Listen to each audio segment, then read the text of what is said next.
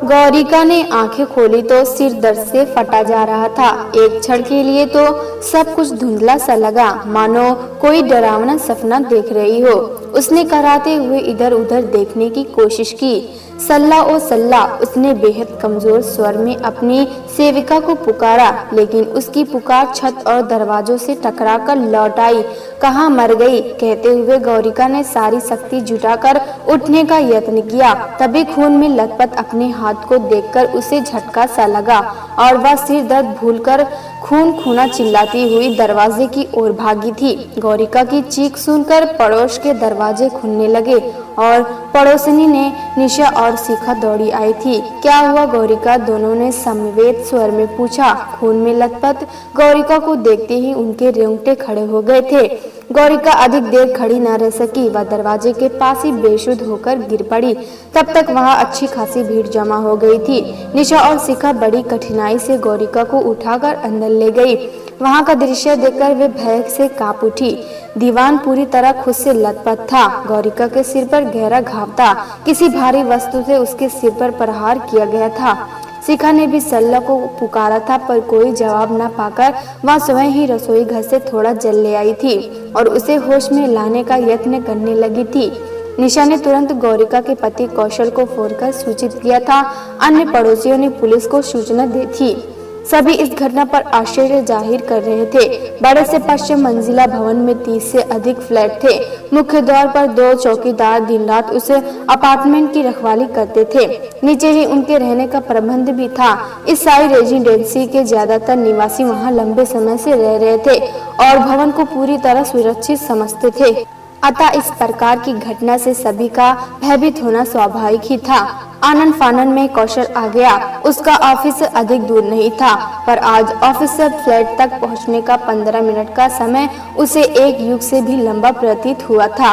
अपने घर का दृश्य देखते ही कौशल के हाथों के तोते उड़ गए। घर का सामान बुरी तरह बिखरा हुआ था। लोहे की अलमारी का सेफ खुला पड़ा था और सामान गायब था। सल्ला कौशल ने भी घर में घुसते ही उसे पुकारा था, पर उसे न पाकर एक झटका सा लगा। उस भरोसे को जो उन्होंने सल्ला को लेकर बना रखा था, सल्ला को गौरिका और कौशल ने सेविका समझा ही नहीं था। वो घर का काम करने के साथ ही गौरिका की सहेली भी बन बैठी थी। कौशल का पूरा दिन तो दफ्तर में बीतता था। घर लौटने में रात के 9-10 भी बज जाते थे। कौशल एक सॉफ्टवेयर कंपनी में ऊंचे पद पर था। वैसे भी काम में जुटे होने पर उसे समय का होश कहाँ रहता था। गौरिका से कौशल का विवाह हुए मात्र 10 माह हुए थे। गौरिका एक संपन्न परिवार की 2 बेटियों में सबसे छोटी थी। पिता बड़े व्यापारी थे, अतः जीवन सुख सुविधाओं में बीता था। माता पिता ने भी गौरिका और उसकी बहन चारुल पर भी भरकर प्यार लुटाया था। अभाव किस चिड़िया का नाम है, ये तो उन्होंने जाना ही नहीं था। कौशल का परिवार अधिक संपन्न नहीं था, पर उसके पिता ने बच्चों की शिक्षा में कोई कोर कसर नहीं उठा रखी थी। विवाह में गौरिका के परिवार द्वारा किए गए खर्च को देखकर कौशल हैरान रह गया था। 4-5 दिनों तक विवाह का उत्सव चला था। 3 अलग अलग स्थानों पर रस्में निभाई गई थी। उस शानो शौकत को देखकर मित्र व संबंधी दंग रह गए थे, पर सबसे अधिक प्रभावित हुआ था कौशल। उसने अपने परिवार में धन का अपव्यय कभी नहीं देखा था। जहाँ जितना आवश्यक हो उतना ही व्यय किया जाता था, वह भी मोल तोल के बाद। सुंदर चुस्त दुरुस्त गौरिका गजब की मिलनसार थी। 10 माह के ही उसने इतने मित्र बना लिए थे जितने कौशल पिछले 5 सालों में नहीं बना सका था। अब दिन रात मित्रों का आना जाना लगा रहता। माता पिता ने उपहार में गौरिका को घरेलू साजो सामान के साथ एक बड़ी सी कार भी दी थी। कौशल कार्यालय आने जाने के लिए अपनी पुरानी कार का ही इस्तेमाल करता था। गौरिका अपनी मित्र मंडली के साथ घूमने फिरने के लिए अपनी नई कार का प्रयोग करती थी। मायके में कभी तिनका उठाकर इधर उधर न करने वाली गौरिका ने मित्रों से स्वागत सत्कार के लिए इस फ्लैट में आते ही 3 सेविकाओं का प्रबंध किया था। घर की सफाई और बर्तन मांजने वाली अधेड़ उर्मी की दयामंती साई रेजिडेंसी से कुछ दूरी पर झोपड़ी में रहती थी। कपड़े धोने और प्रेस करने वाली सईदा सड़क पार बने नए उपनगर में रहती थी। सल्ला को गौरिका ने रहने के लिए निचली मंजिल पर कमरा दे रखा था। वो भोजन बनाने, मित्रों का स्वागत सत्कार करने के साथ ही उसके साथ खरीदारी करने, सिनेमा देखने जाती थी। 4-5 माह में ही सल्ला कुछ इस तरह गौरिका को विश्वास पात्र बन बैठी थी कि उसके गहने संभालने, दूध, समाचार पत्र आदि का हिसाब किताब करने जैसे काम में विवाह करने लगी थी। कुछ दिनों के लिए कौशल के माता पिता बेटे की गृहस्थी को करीब से देखने की आकांक्षा लिए आए थे और नौकरों का एक छत्र समाचार देखकर दंग रह गए थे। उसकी माँ ने दबी जबान में कौशल को समझाया भी था, बेटा 2 लोगों के लिए 3 सेवक तुम्हारी पत्नी तो तुम्हारा सारा वेतन इसी तरह उड़ा देगी। अभी से बचत करने की सोचो, नहीं तो बाद में कुछ भी हाथ नहीं लगेगा। माँ, गौरिका हम जैसे मध्यम परिवार से नहीं है, उसके यहाँ तो नौकरों की फौज रखना साधारण सी बात है। हम उससे यह आशा तो नहीं कर सकते कि वह बर्तन मांजने और घर की सफाई करने जैसे कार्य भी अपने हाथों से करेगी। कौशल ने उत्तर दिया था, कपड़े धोने के लिए मशीन है बेटे। माँ बोली, साफ सफाई के लिए आने वाली दमयंती भी ठीक है, पर दिन भर घर में रहने वाली सल्ला मुझे फूटी आंखों नहीं भाती। कपड़े, गहने, रुपए, पैसे आदि की जानकारी उसे भी है। किसी तीसरे को इस तरह अपने घर के भेद देना ठीक नहीं है। उसकी आंखें मैंने देखी है, घूर कर देखती है सब कुछ। काम रसोई घर में करती है, पर उसकी नजरें पूरे घर पर रहती है। मुझे तो तुम्हारी और गौरिका की सुरक्षा को लेकर चिंता होने लगी है। माँ, ये चिंता करनी छोड़ो, चलो कहीं घूमने चलते हैं। सल्ला 6 माह से यहाँ काम कर रही है, पर कभी एक पैसे का नुकसान नहीं हुआ। गौरिका को तो उस पर अपने से भी अधिक विश्वास है।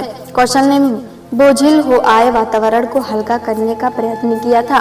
रहने भी दो, अब बच्चे बड़े हो गए हैं, अपना भला बुरा समझते हैं। हम 2-4 दिनों के लिए घूमने आए हैं, तुम क्यों व्यर्थ ही अपना मन खराब करती हो। कौशल के पिताजी ने बात का रुख मोड़ने का प्रयत्न किया था। क्या हुआ, सब ऐसे गुमसुम क्यों बैठे हैं। तभी गौरिका वहां आ गई थी। कुछ नहीं, माँ को कुछ पुरानी बातें याद आ गई थी। कौशल हंसा था, बातें बात में होती रहेगी, हम लोग तो पिकनिक पर जाने वाले थे, चलिए ना देर हो जाएगी। गौरिका ने कुछ ऐसे स्वर में अनुनय की थी कि सब हंस पड़े थे। सरला ने चटपट भोजन तैयार कर दिया था, थर्मस में चाय भर दी थी।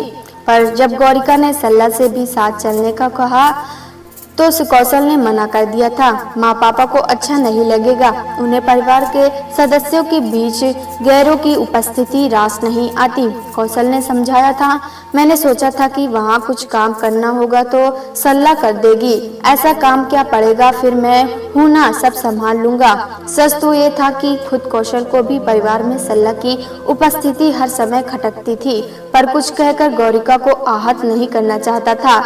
कौशल के माता पिता कुछ दिन रहकर चले गए थे, पर कौशल की रेणु बुआ जो उसी शहर में एक कॉलेज में व्याख्याता थी, दशहरे की छुट्टियों में अचानक आ धमकी थी। चूँकि कौशल घर में सबसे छोटा था, इस कारण वह बुआ का विशेष लाडला था। गौरिका से बुआ की खूब पटती थी, पर सल्ला को कतर धरता बनी देख वह एक दिन चाय पीते ही बोल पड़ी थी, गौरिका, नौकरों से इतना घुलना मिलना ठीक नहीं है। तुम्हें शायद ये पता नहीं कि तुम अपनी सुरक्षा को किस तरह खतरे में डाल रही हो।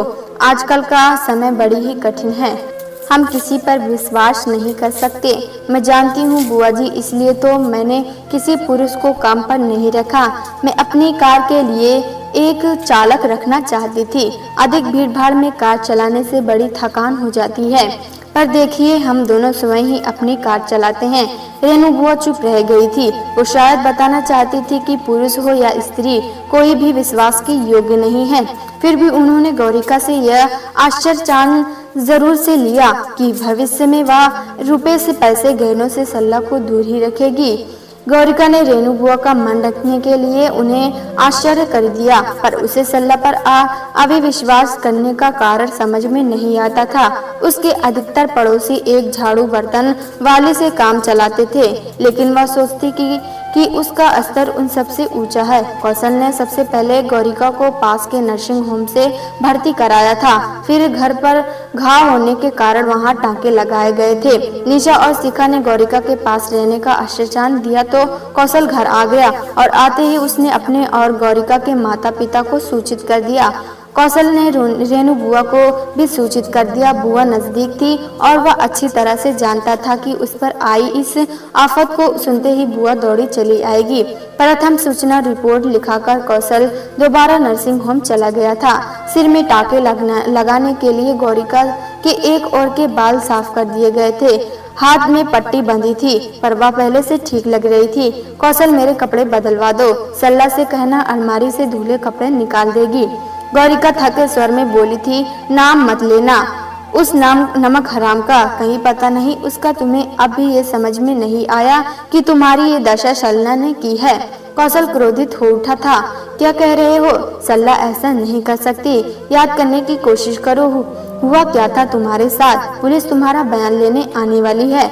गौरिका ने आंखें मूंद ली थी। देर तक आंसू बहते रहे थे, फिर वो अचानक उठ बैठी थी। मुझे कुछ याद आ रहा है, मैं आज सल्ला के साथ बहन गई थी। 50,000 रुपए निकलवाए थे। घर आकर सल्ला खाना बनाने लगी थी। मैंने उसके एक प्याली चाय बनाने के लिए कहा था।